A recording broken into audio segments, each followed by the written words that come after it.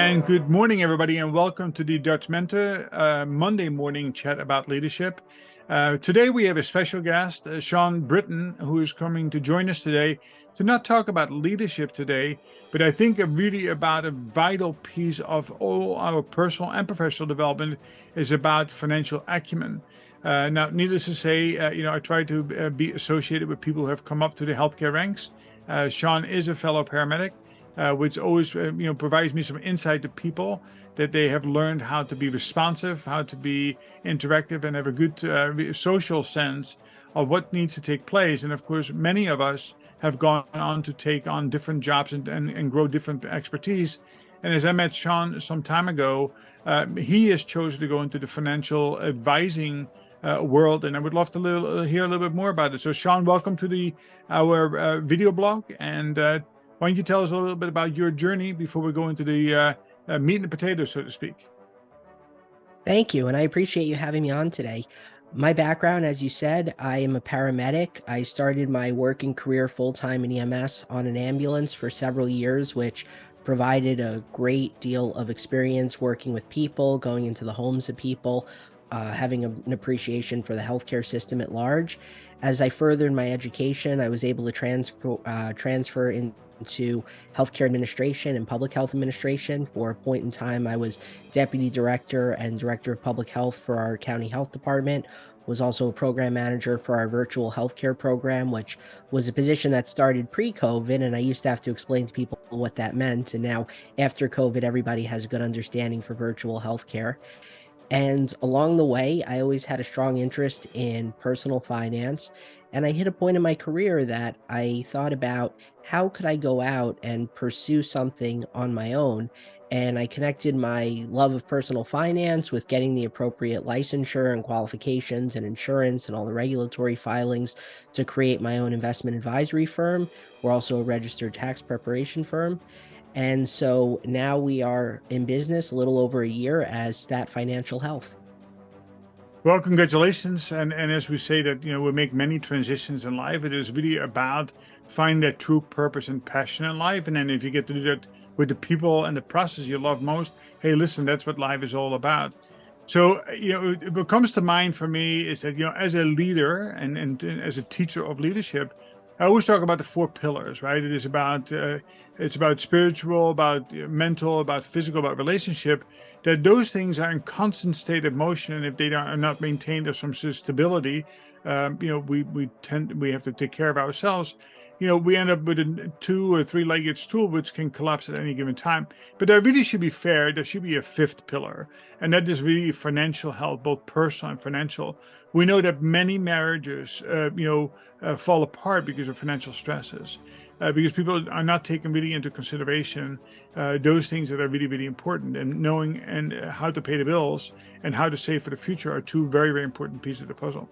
Luckily, I came across a senior paramedic, Vincent Romano, many, many, many moons ago in the early 90s at Medic 3. He was sitting on a couch and he was reading a book called Financial Planning for Dummies.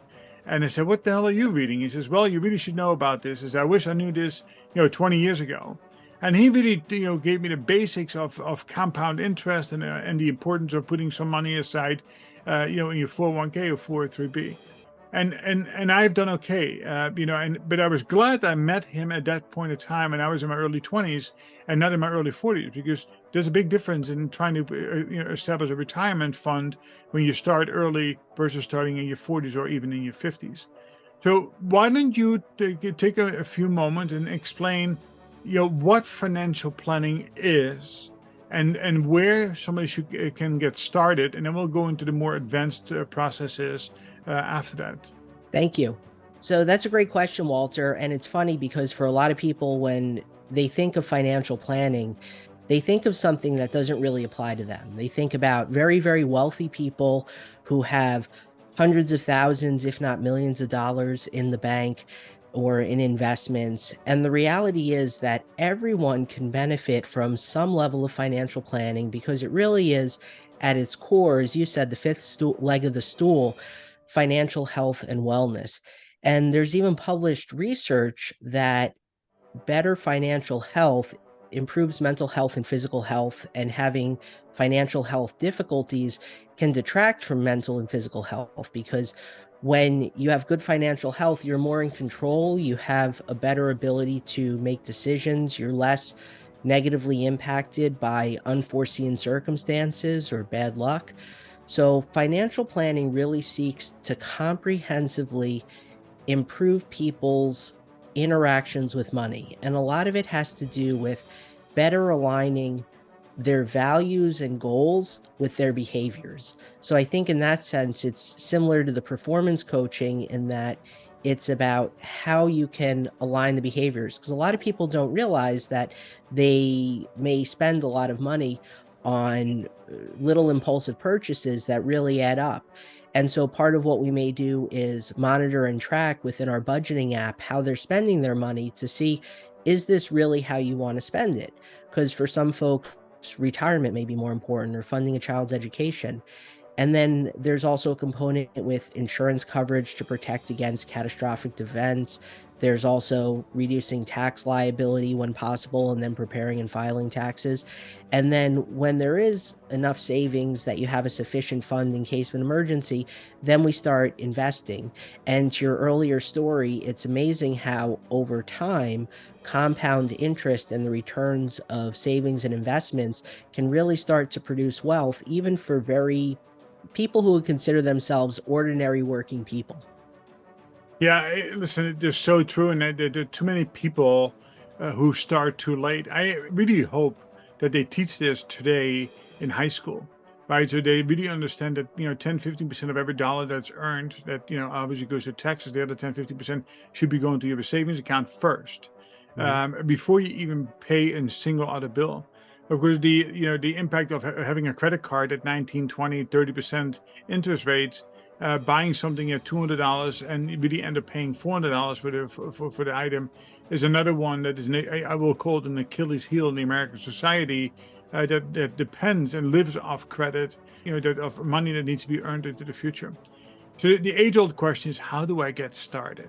Right? It is easy to say, listen, come to me as a financial advisor, but what action could somebody take today on the basic level? And then we're going to go to the more advanced questions after that. So, the first action is you want to protect yourself from catastrophe. And typically, the starting points for protection are having an emergency fund, which, based on your job security, is typically about 3 to 6 months of your living expenses. And you want that in a savings account, which really isn't going to produce a return at all, but it's there in case your car breaks down, you need a new roof, you're out of work for a period of time due to illness or injury. It's a lot easier to sleep at night when you have that emergency fund. So before we even start getting into non-retirement investments, we always start with the cash emergency funds. The other part of it is having adequate insurance. And I don't sell insurance. I'm an insurance consultant, but not a broker or an agent. So I don't sell policies to people. I provide analysis and advice on their coverage levels. And it is important that you protect yourself from catastrophic loss with things like appropriate automobile insurance, homeowners insurance. Some of the other insurance can be more discretionary based on your unique circumstance, but if you do have things of significant value, you do want them to have an appropriate level of catastrophic insurance at the very least.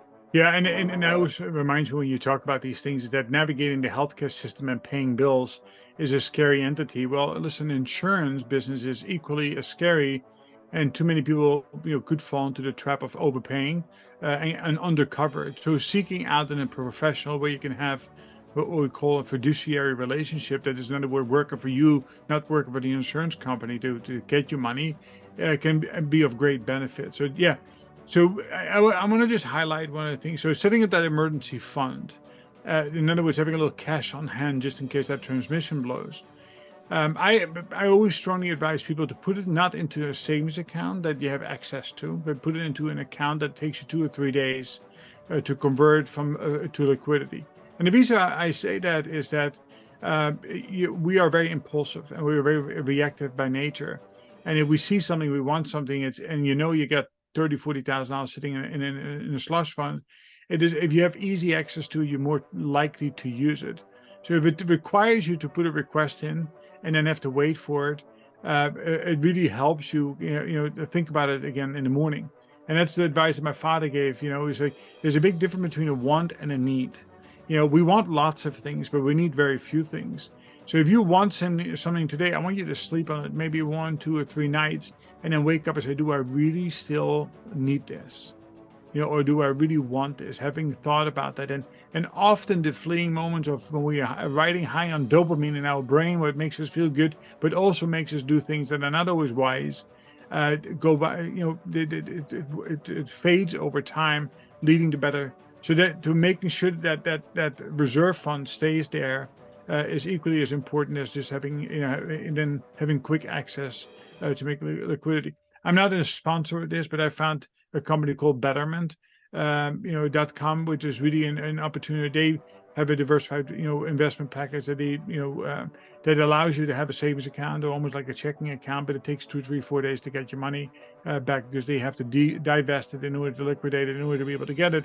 But it is quick enough that you can have access to your own money when you need it, rather than if you go into a traditional vehicle. And we'll talk about like a 401k, 403b, or an IRA, so to speak. So that's a great way to get started, right? Taking action is the most important thing. Seeking some professional advice, at least from the experts who work for you, not for the insurance company, is another way. So let's say now that we are in our middle ages, we are in our 40s, and we have established we bought into the company 401k. What is one of the most important things we need to do in regard to a 529 for the children college fund, or a 401k, 403? What is that one thing that we need to be mindful about? So I think that as your assets and your wealth grows, you have a little more skin in the game, you have a little bit more at stake. And that's why historically, even though younger people, because they have the benefit of time and compounding interest, could benefit a lot from financial planning, when we see a lot of people actually start knocking on the doors of the financial planning practice, it tends to be at midlife when they've accumulated some assets. And in addition to the protection of what you currently have through insurance and having some liquidity, it's important that your investments are properly allocated to your risk tolerance and your horizon. Counteractive to what you're trying to do with compound interest, if your investments are too conservative for your risk capacity and your risk tolerance. Your risk capacity is your ability to withstand your portfolio going up and down. Your risk tolerance is your psychological capacity to see your portfolio go up and down. And those are two separate and distinct things. Some people can do financially, they have a great income coming in, they're cash flow positive. But if they see their portfolio go down too much, they hit sell, even though they should probably hold. So for those folks, they might have great risk capacity, but not a great risk tolerance. So working with a professional, you want to identify the best risk profile to align your investments with your financial and psychological capacity for the changes in the market. And then with items like your retirement versus your 529, I always use the analogy of different buckets. So your emergency fund is one bucket, your 529 is for higher education, that's another bucket, your retirement is another bucket. And so you don't want to overfill any one bucket. Uh, you don't want to overfill your emergency fund, because at some point you can be investing that money and getting a better return. You don't want to overfill your 529, because if you don't fully expend the funds on qualified education, then unless you hang on to it for grandkids or there are other folks you want to fund the education of, you might wind up having money you really can't access without penalty. And your retirement, you typically can't overfund your retirement per se, but for some folks, they can approach a situation where so much tax deferred income creates a situation where when they start hitting their required minimum distributions in their 70s, they might have to pull out substantial sums of money and wind up paying more taxes in their retirement years than your working years. That's with very saving aggressive. So I would never want anyone to walk away thinking don't fund your retirement. Typically, it's better to overfund and deal with the tax consequences later. But those are the key things in midlife. Yeah, and I would just add two things to it. A, don't forget to live today, right? So don't put yourself in such a restricted budget that you're so concerned about retirement that the years that you have living to do, that you don't go to a museum or you don't go on a trip with the family, right? It's more important to go on the trip with the family and budget it to your cash flow. That don't say stay in a five-star hotel if you can go on a camping trip.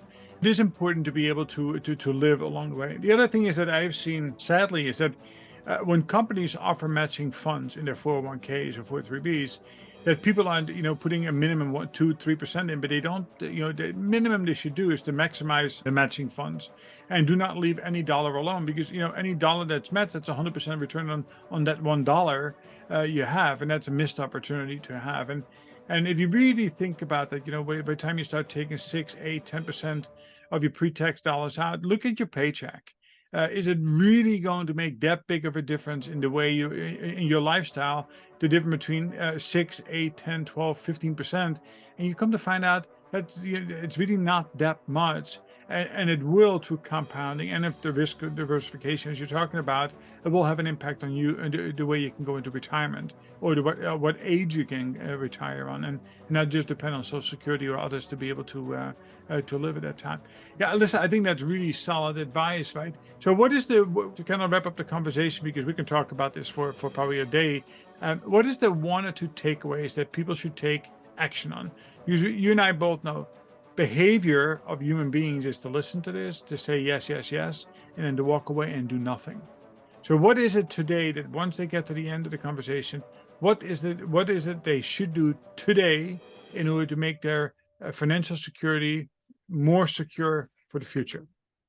So this ties in with something that you had just said as well. I agree with you completely that some people shy away from professional financial planning because they're afraid they're going to be told to not spend their money and not live their life, or they perceive things like greed or money for the sake of money. And really, what it's all about is aligning your behaviors with your values and goals so you can live your best life. And so, to your question about the one action somebody could start taking today, I would recommend that people use some sort of tracking app, whether it's a notepad in their pocket or their online budget tracking apps. There's Mint and all sorts of others like that to review their spending and categorize what they're spending their money on. That would be the one first step because it makes people more mindful about where their money is going.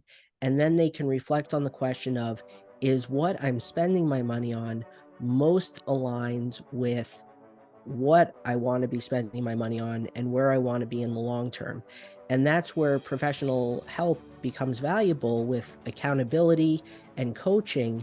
That when I meet with clients and we review the spending and they say, I feel great, I'm sticking to my budget, I'm categorizing everything, I am using my money exactly how I want to live both now and prepare for the future. When we meet and there's the accountability, it's so much more valuable and it prevents people from, without being mindful, doing other things. So the one activity I would recommend is to track your purchases and your expenses to really know where everything's going and then reflect upon how you feel about where all those funds are going. Excellent. I think that's solid advice. And I think that if those of you who are listening, go to Sean's website. I think it's statfinancialhealth.com.